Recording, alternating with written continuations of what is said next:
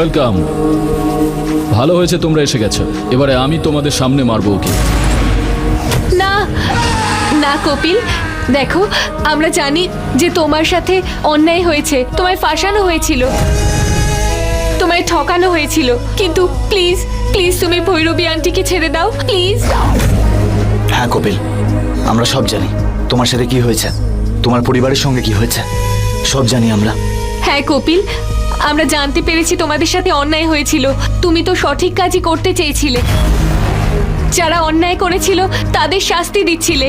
আমরা জানি তোমার আর তোমার পরিবারের সাথে অন্যায় করা হয়েছিল, এক ভয়ানক দুর্ঘটনা ঘটেছিল সেই সময়, কিন্তু প্লিজ প্লিজ তুমি আইন নিজের হাতে তুলে নিও না।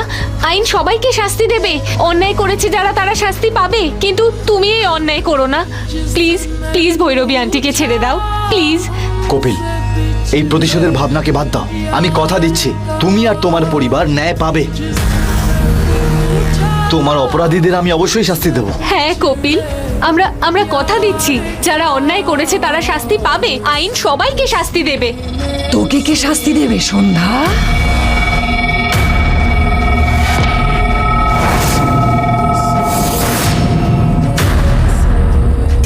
তোর জন্যই আমাদের মৃত্যু হয়েছে সন্ধ্যা।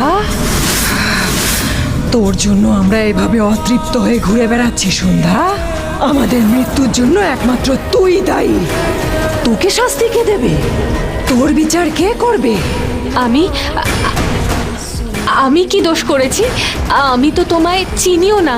তুমি তুমি তুমি আমি আমি আমি তোমার মৃত্যুর কারণ কি করে হলাম?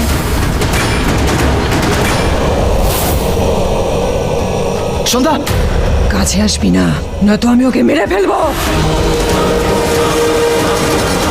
আমি আমি তোমায় চিনি না। তুমি তুমি আমায় কি করে চেনো? মিথ্যে মিথ্যে কথা বলছিস তুই, বলিস না। আমি সত্যিই তোমায় চিনি না। एक प्यास बनकर रह गई, प्यार के किस्से अधूरे रह गए, प्यार के किस्से अधूरे रह गए। हम वफा करके भी तन्हा रह गए, दिल के अरमां आंसू में बह गए।